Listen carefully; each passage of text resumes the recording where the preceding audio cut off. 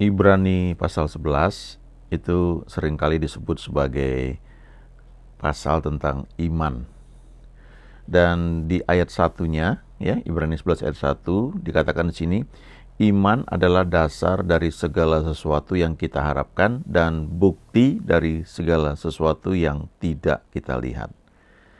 Saya suka terjemahan dari Amplified Bible ini ya. Now faith is, ya.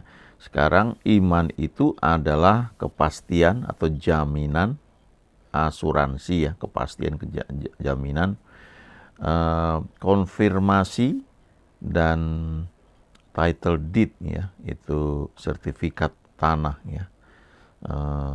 Dari segala sesuatu yang kita harapkan, dan itu menjadi bukti yang tidak kita lihat dan menjadi keyakinan akan kenyataan dari hal yang kita percayai tersebut ya. Jadi barangnya kita nggak lihat ya, tapi kita yakin bahwa itu ada ya. Sama kayak misalnya gini, kita katakan firman Tuhan berkata ada malaikat di sekeliling kita ya, berkemah sekeliling kita. Kan kita nggak bisa lihat itu ya, kita nggak dengar juga ya, kecuali satu ketika Tuhan buka mata rohani kita untuk melihat hal tersebut ya, tapi kan kita nggak lihat. Makanya dikatakan di sini ya, faith ya, iman itu menerima sebagai sesuatu yang nyata apa yang tidak dapat ditangkap oleh indera kita ya, oleh panca indera kita. Mata kita nggak bisa lihat hal tersebut, telinga nggak bisa dengar, hidung nggak menciumnya, ya, kulit nggak merasakannya, lidah tidak mengecapnya, tapi kita tahu bahwa itu ada. Nah, itu iman ya. Nah, dalam catatan di Alkitab ya, di kitab Injil kita akan melihat ada orang-orang yang punya iman itu yang luar biasa sebenarnya ya. Yang pertama itu di Matius 2 ayat 10 sampai dengan 11. Ini cerita tentang orang-orang Majus.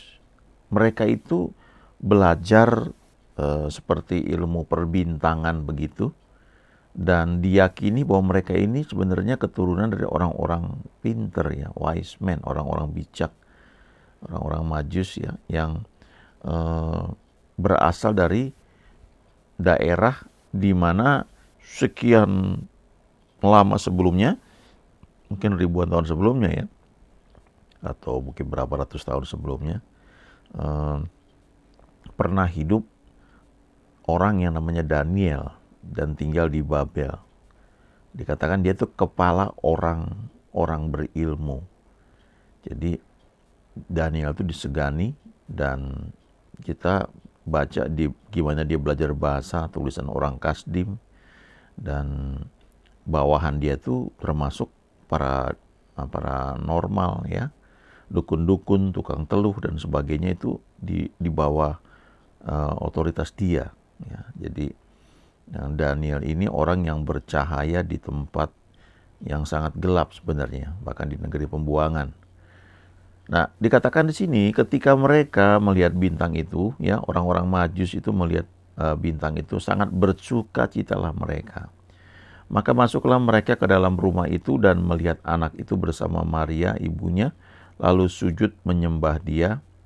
Mereka pun membuka tempat harta bendanya dan mempersembahkan persembahan kepadanya, yaitu emas, kemenyan, dan mur.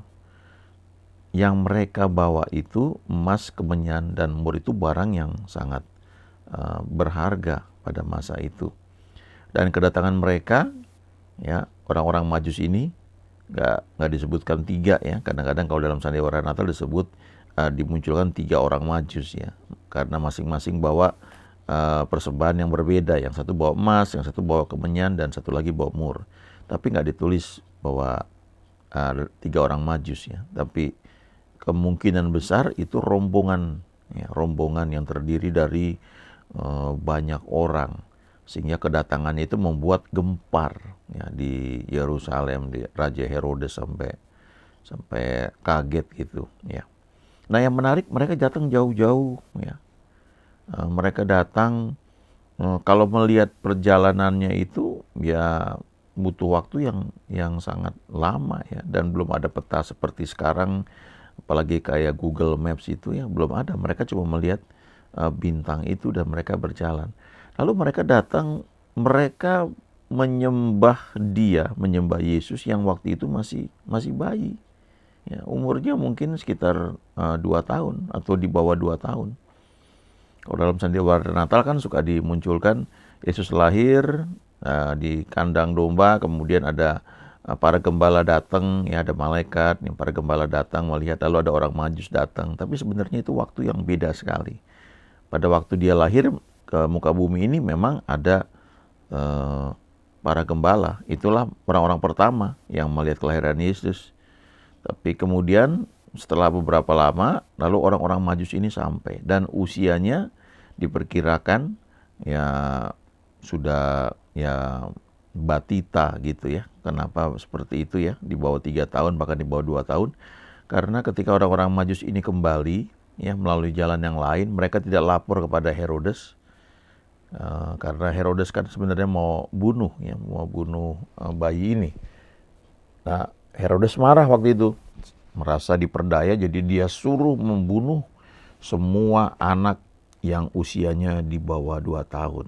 Jadi dia perkirakan, wah ini anak usianya nggak sampai 2 tahun, jadi pada saat itu keluarlah peraturan, bukan peraturan ya, perintah untuk membunuh bayi yang usianya di bawah 2 tahun. Jadi itu kesimpulannya yang membuat kita bisa memperkirakan bahwa usia Yesus ya ketika orang-orang Majus itu datang ya di bawah 2 tahun ya. Kira-kira seperti itu. Jadi waktu itu terjadi, itu menggenapi juga ada bagian firman Tuhan ya, perjanjian lama. Nah itu iman orang-orang Majus ya, itu cukup mengherankan ya, karena yang mereka sembah itu bayi yang belum bisa ngapa-ngapain.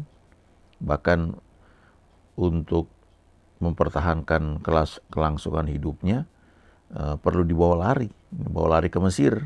Kalau saudara ikut tur ke Israel, maka biasanya yang klasik itu akan ke Mesir dulu ya, ke Mesir nanti ke Israel baru keluar dari Yordan. Nah di Mesir itu akan dibawa ke beberapa tempat, diantaranya adalah ke tempat di mana Yesus itu tinggal dengan kedua orang tuanya, ya sampai Herodes mati baru mereka kembali ke Israel. Yang kedua ini iman perwira Kapernaum, ini juga suatu yang unik ya, karena Kapernaum itu termasuk kota yang dicela ya oleh Yesus. Ada Korazim, ada Betsaida, ada Kapernaum ya. Itu dicela karena banyak orang-orang yang tidak percaya. Yang dikatakan bahwa kalau ada mujizat yang terjadi pada zaman dulu, maka mereka nggak akan dimusnahkan ya, seperti Sodom dan Gomora gitu kira-kira. Tapi di antara orang-orang yang dianggap tidak punya iman itu ya di Kapernaum itu ada seorang perwira ya, perwira Kapernaum yang punya iman yang luar biasa. Dia punya bawahan sakit, nggak ada hubungan darah, tapi dia ingin bawahannya ini, hambanya ini sembuh. Dan dia merasa nggak pantas datang kepada Yesus, jadi dia dari jauh saja. Ya, dia kirim pesan orang untuk bawa pesan. Ya Tuhan, hambaku sakit ya. Lalu Tuhan bilang aku akan datang. Lalu dikatakan nggak perlu Tuhan, katakan saja sepatah kata. Ya. Nah, maka hambaku itu akan sembuh. Lalu dia cerita karena aku percaya ada kuasa dalam perkataanmu, sama seperti aku juga bekerja dalam bidang militer. Kalau aku perintahkan kepada bawahanku untuk pergi, maka dia akan nurut. Ya. Jadi ini respon Yesus ya di Lukas 7 ayat 9. Setelah Yesus mendengar perkataan itu, ia heran akan dia. Dan sambil berpaling kepada orang banyak yang mengikuti dia, ia berkata, aku berkata kepadamu, iman sebesar ini tidak pernah aku jumpai sekalipun di antara orang Israel. Ya. Jadi ini salah satu contoh bagaimana orang, bahkan bukan orang Israel ya, bisa penuh percaya sedemikian rupa Sehingga dia cuma menunggu perkataan Yesus ya. Katakan saja sepatah kata. Sebenarnya kalau kita menyembah Tuhan, ya kita bersekutu, kita baca firman, merenungkan, salah satu yang kita nantikan ya, kita tidak saja nyanyi, memuji, menyembah Dia, terus kita merasakan suasana itu enak ya. Tapi ada satu yang kita harapkan, yaitu perkataan rema ya. Atau ada istilah lain tuh ya iluminasi dan sebagainya lah. Jadi sebenarnya pengertian ya. Waktu kita baca firman begitu rupa, firmannya sudah sering kita baca ya, apalagi kalau kita ikut satu program baca Alkitab ya, ada yang baca setiap hari kitab Amsal misalnya ya, sesuai tanggal. Karena Amsal itu kan 31 pasal. Jadi kalau baca Amsal tiap hari sesuai tanggal ya, kalau sampai tanggal 30 ya bacalah Amsal 30. Lalu kalau besoknya udah tanggal 1 ya, maka bacalah Amsal 30 dan 31. Besoknya baru baca Amsal 1. Ya, kalau bulan Februari misalnya sampai tanggal 28 ya, tahun yang umumnya ya, bukan tahun kehabisan itu. Maka begitu tanggal 28 baca Amsal 28, 29, 30, 31. Ya, jadi dalam setahun itu kita baca 12 kali. Nah 12 kali ini kita baca mungkin sebagai satu stok ya, stok ayat ya. Suatu pengetahuan. Kita bisa baca berbagai terjemahan atau tafsiran ya. Kita bisa baca latar belakang sejarahnya. Tapi kalau kita merenungkan begitu rupa, maka Roh Kudus itu akan menolong kita dan dia bisa buat ayat-ayat itu menjadi hidup dan itu menjadi rema. Nah, kadang-kadang satu perkataan saja. Nah, ini yang perwira Kapernaum itu bilang, katakan saja sepatah kata, maka hambaku itu akan sembuh. Kayak orang yang sakit kusta ketika dia datang kepada Yesus, orang ini cuma bilang, Tuhan, kalau Tuhan mau, Tuhan dapat mentahirkan aku. Ya, sujudnya di hadapan Yesus. Dan Yesus bilang, aku mau. Ya, dipegang dan sembuh. Nah, perkataan itu adalah aku mau, tapi itu orang datang ke hadapan Yesus. Tapi kalau perwira Kapernaum ini, dia nggak datang, dia merasa nggak pantas, tapi dia tahu ada power dari perkataan Yesus itu. Nah, kita juga belajar ya untuk menangkapnya rema dari Tuhan. Karena satu perkataan dari Tuhan itu bisa mengubah segalanya.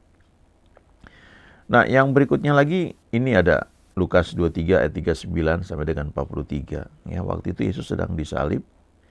Ya, sudah mengalami aniaya dan murid-muridnya juga kabur, dan pelajaran bersama Yesus selama kurang lebih 3 tahun lebih ya, 3,5 tahun mungkin, itu seperti menguap ya, karena mujizat yang pernah mereka alami sepertinya itu kok kali ini Yesus nggak berbuat apa-apa ya.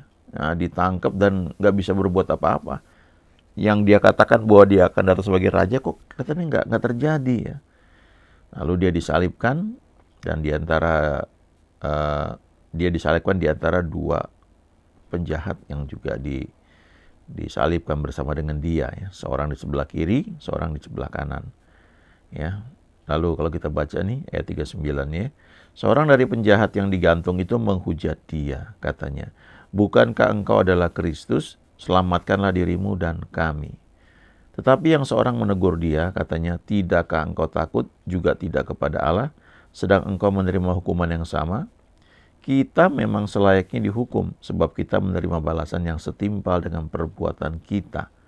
Tetapi orang ini tidak berbuat sesuatu yang salah." Lalu ia berkata, "Yesus, ingatlah akan aku apabila engkau datang sebagai raja." Kata Yesus kepadanya, "Aku berkata kepadamu, sesungguhnya hari ini juga engkau akan ada bersama-sama dengan aku di dalam Kristus." Nah, ini juga iman yang luar biasa. Kenapa? Karena penjahat di samping Yesus ya, yang berkata, "Yesus, ingatlah akan aku apabila engkau datang sebagai raja." Dia mengakui Yesus, bahwa Yesus itu akan datang sebagai raja. Dia menerima Yesus sebagai Tuhan dan Juru Selamatnya. Kalau kita artikan dengan situasi yang sekarang ini, ya. Dia lakukan hal itu ketika nampaknya Yesus itu tidak bisa berbuat apa-apa. Sama-sama sedang dihukum, ya, di kayu salib. Jadi mereka bertiga ini digantung di kayu salib, dua penjahat karena kejahatannya, dan Yesus yang divonis untuk dihukum mati lewat salib, ya. Tiga orang ini sama-sama menghadapi situasi dan akan mati, ya, karena mereka disalib bertiga. Tapi toh satu orang penjahat tuh bisa percaya kepada Yesus. Ini luar biasa, ya. Ada kemungkinan ya dia sedikit mengikuti, ya, ceritanya kenapa Yesus itu digantung di kayu salib. Barangkali dia sudah pernah dengar Yesus ketika khotbah, cuma dia waktu itu tidak memperhatikan atau dia menolak, ya. Dia waktu itu mungkin barangkali ini perampok, ya, dan waktu itu kayaknya hidupnya aman-aman aja, jadi dia abaikan hal itu. Tapi ketika di saat-saat kritis itu, ya, dia memutuskan untuk percaya kepada Yesus. Walaupun Yesus yang dia percayai pada saat itu juga nampaknya tidak punya kuasa, tidak punya power untuk menyelamatkan. Nah, dalam hidup kita juga kadang-kadang ini bisa saja, ya, terjadi. Kita percaya tetapi situasi nampaknya tidak seperti yang kita harapkan, ya. Tapi banyak, ya, hamba-hamba Tuhan yang justru mereka itu ketika melalui hal seperti ini mereka menjadi orang yang sangat luar biasa dalam pengelanakan Tuhan, ya. Mujizat itu terjadi, ya. Dan banyak hal-hal yang tidak masuk akal itu mereka alami, ya. Misalnya ada sepasang suami istri, ya, yang melayani, dan kesaksiannya luar biasa tuh, ya. Mereka tinggal di Singapura dan suami ini sakit sampai sudah no hope, ya, nggak ada harapan. Tapi pada puncaknya itu, ya, si suami ini merasakan kehadiran Yesus, ya, dan saat itu juga dia sembuh total, dan akhirnya bukan hanya dia keluar dari rumah sakit, ya, sembuh total dan melayani Tuhan, ya, sampai sekarang. Nah, itu hal-hal yang jauh melampaui akal. Memang karena iman kan dikatakan itu menerima segala sesuatu yang tidak dapat diterima oleh akal atau indera manusia, ya. Ada hamba Tuhan yang dia kena kanker, ya, di telinganya, dan selama 6 tahun dia putuskan percaya. Orang lihat itu, ya, di telinganya ada darah, ya. Dia bilang, saya percaya oleh bilur Yesus saya sudah sembuh. Dan itu butuh waktu 6 tahun, ya. Nah, ini kesaksian, ya, jangan ditiru sembarangan. Tapi akhirnya terjadi, ya, dia sembuh tanpa dioperasi. Ya, kankernya itu hilang saja. Lalu ada lagi hamba Tuhan Smith Wigglesworth, ya, itu juga begitu, ya. Itu 4 tahun, ya. Dia ada batu ginjal yang harusnya membuat dia harus dioperasi, tapi dia nggak mau. Ya, dia bilang tidak satu potong pisau pun boleh menyentuh tubuh saya. Dan akhirnya setelah 4 tahun itu batu-batu ginjal keluar sendiri, ya, lewat air seni dan entah menguap atau bagaimana, tapi akhirnya dia sembuh, ya. Nothing is impossible with our God. Tidak ada mustahil bagi Tuhan. Tetapi pertanyaannya adalah seberapa jauh kita mau percaya, mau berjalan bersama dengan Dia.